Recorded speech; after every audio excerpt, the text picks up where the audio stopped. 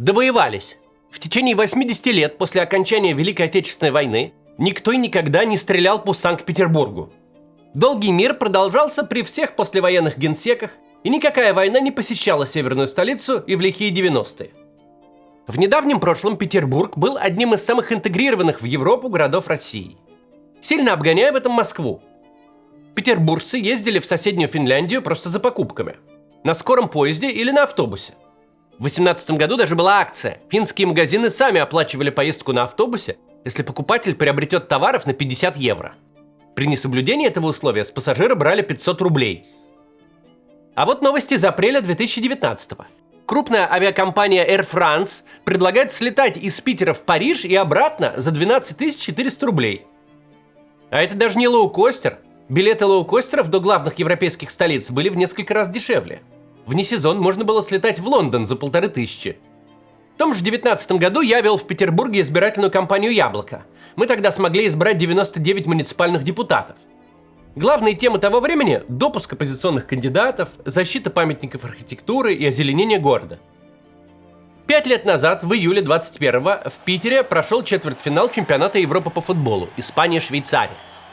Это был последний мирный год в жизни северной столицы. Теперь петербуржцы переживают то, что называют словом «саспенс». Над домами раздается гул беспилотников, который с каждой минутой только нарастает.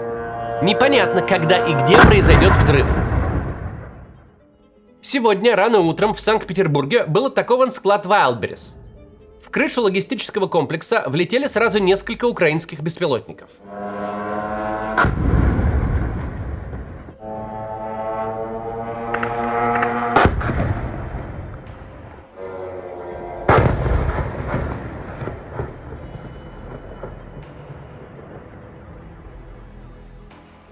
Прежде чем об этом поговорим, опять напомню. По ссылке в описании доступен наш гайд «Как обойти блокировки интернета». Спонсирует этот гайд сервис M-Card. Он выпускает виртуальные криптовалютные карты, которые работают за границей, как обычные. А если вы ищете подходящий VPN с хорошей скоростью, обратите внимание на VPN Liberty. Еще напомню, что в прошлом месяце традиции встреч зрителей моего канала исполнился год. А следующая встреча состоится завтра, в субботу, 25 июля. Встречи проходят в самых разных местах, от крупных столиц вроде Лондона и Варшавы до небольших городов вроде Будвы и Щучинска. Если хотите прийти на такую встречу, заходите на сайт и посмотрите, есть ли запланированная встреча в вашем городе. Если пока нет, вы сможете стать тем, кто ее организует. Ссылка в описании.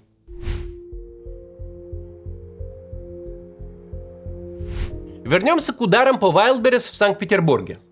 Удары поначалу кажутся малозначительными, но это обманчивое впечатление. Складские помещения строили в мирное время, поэтому инженеры думали о возможности случайного возгорания внутри помещения, но никак не о внешнем воздействии армейских средств поражения. Поэтому крыша комплекса разгорается, и процесс этот не остановить никак.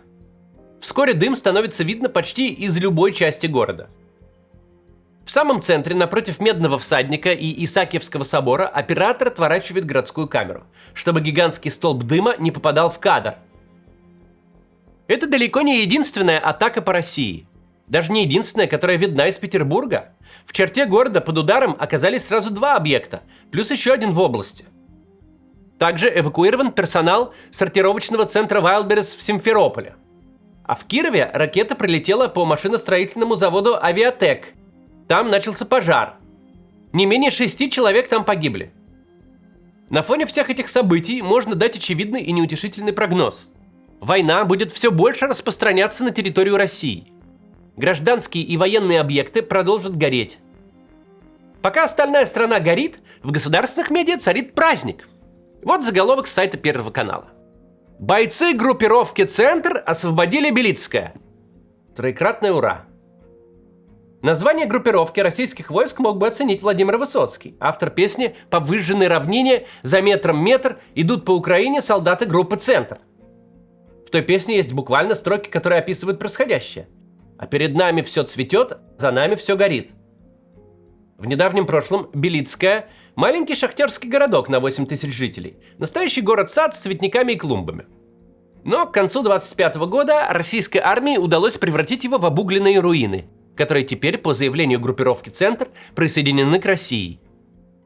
И как же только россияне жили без всех этих развалин? Война, задуманная как триумф путинской геостратегии, ведется только за тем, чтобы перерабатывать украинские города и села в непригодные для жизни развалины. Оплачивается этот процесс по огромной цене. Новой демографической ямой. Очень много людей гибнет. Убитыми перспективами. И колоссальными убытками во всех отраслях экономики, кроме рекрутинга на войну и похоронного дела. Никакие завоевания никогда не покроют этих убытков. В городках вроде Белицкого нет залежей золота и алмазов, в стертых в пыль хрущевках не лежат сундуки с сокровищами. А разминировать и восстановить город на никем не признанной территории стоит дороже, чем построить аналогичный городок с нуля где-нибудь в глубине России. В начале войны существовала иллюзия. Да, российская армия уничтожает населенные пункты, но, дескать, делает это в одностороннем порядке. Возник целый пласт пропагандистов, которые перестали отрицать военные преступления и начали ими упиваться, транслируя простую риторику. А что они нам сделают? А что будет дальше? А что будет дальше? Да мы целую неделю видим, что будет дальше. Дальше вся Украина будет методично превращаться в санитарную зону. Что такое санитарная зона? Это территория войны. Это местности, где нет электричества, где разбиты мосты, транспортные развязки, где не ходит железная дорога, где крупные города не в состоянии поддерживать нормальную жизнедеятельность, потому что там не работает водоснабжение, канализация, не работает МЧС, не работают нормально больницы. Это места, откуда уходят потоком люди.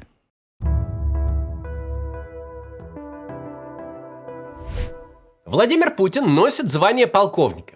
Однако получил он его не в армии, а в КГБ. Даже самый узколобый армейский офицер знает, что боевые действия – это процесс обоюдный. Стреляешь ты, стреляют по тебе. Обоюдной является и эскалация. Не бывает такого, чтобы одна сторона сносила городские кварталы, а другая попунктно соблюдала нормы международного гуманитарного права. Но Путин работал в иной парадигме, где насилие строго одностороннее. Он мог проводить какие-то действия в отношении граждан, а они не могли оказать сопротивление.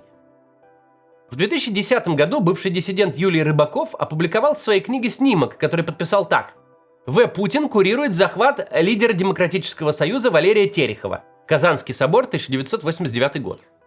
Сам Путин, правда, утверждал, что на этой фотографии запечатлен не он. Мол, вернулся он из Германии только через 3 месяца после того, как в Ленинграде состоялся митинг, на котором произошло задержание.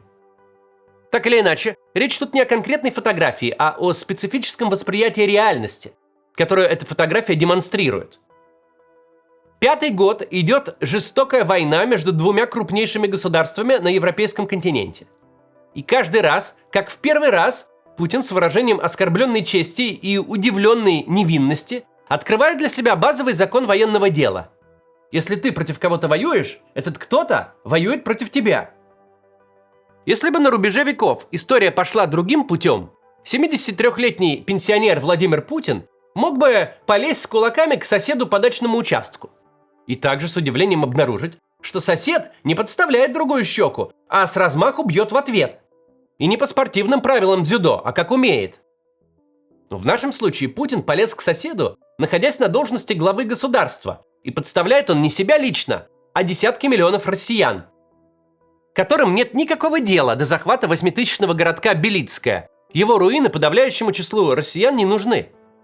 Если бы российские граждане, готовые терпеть войну у себя дома ради руин Белицкого, Дружковки, Славянска и Краматорска, создали бы политическую партию, они бы никогда не прошли электоральный барьер. Долгий мир, наступивший после 1945 года, был для нашей страны огромной ценностью. И особенно ценными были первые годы нынешнего века. Это время не только без большой войны, но и без необходимости строить коммунизм в Африке, тратить ресурсы еще на какую-нибудь туфту. Россия обрела исторический шанс жить так, как не жила никогда раньше. Воплотить мечту Столыпина, который говорил: «Дайте государству 20 лет покоя, внутреннего и внешнего, и вы не узнаете нынешней России». Было время, когда эту цитату можно было прочитать даже в тематических вагонах московского метро. Долгий мир и первые годы 21 века создали условия, чтобы нынешнее поколение россиян жило в беспрецедентном комфорте. Доступные путешествия, товарное изобилие, современный IT, интернет-банкинг, круглосуточные доставки.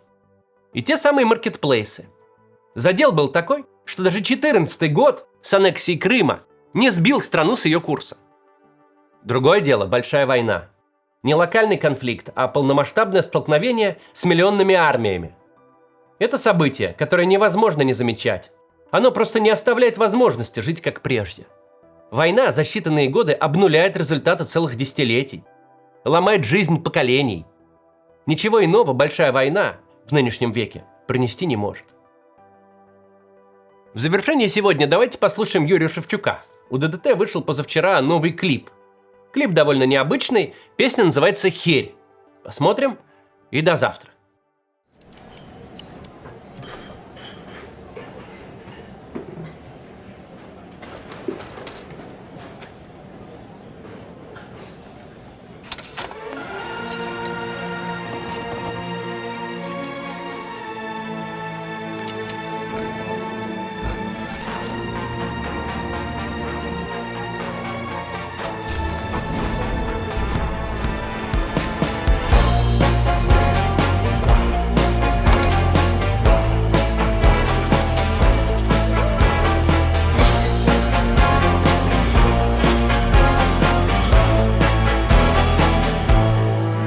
Нас не обманет вода из крана, что ее много.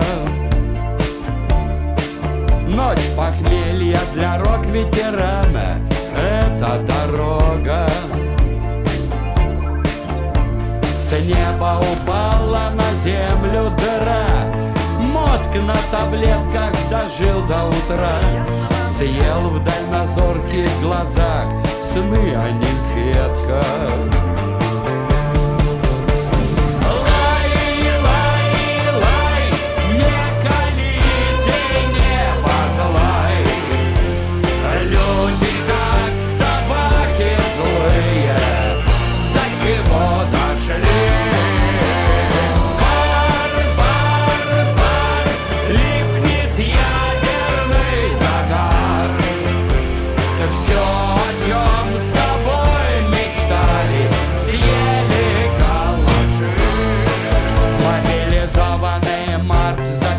В камуфляжные тени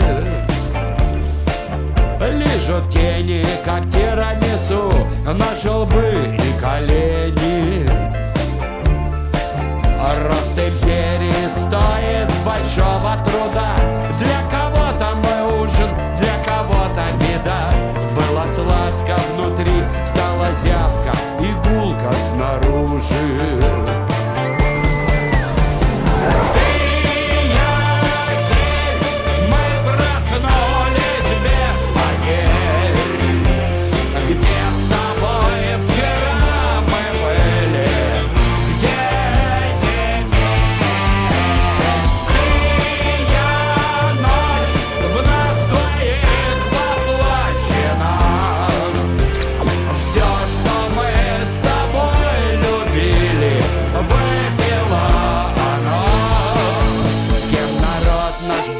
Социальный опрос в деревне.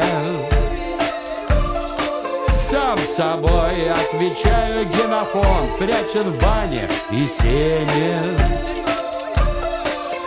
Помнишь, как аммонитами славя Дивон мы тащились к рассвету, но забыли, где он. Где-то больше добра и свободы, но родины нету.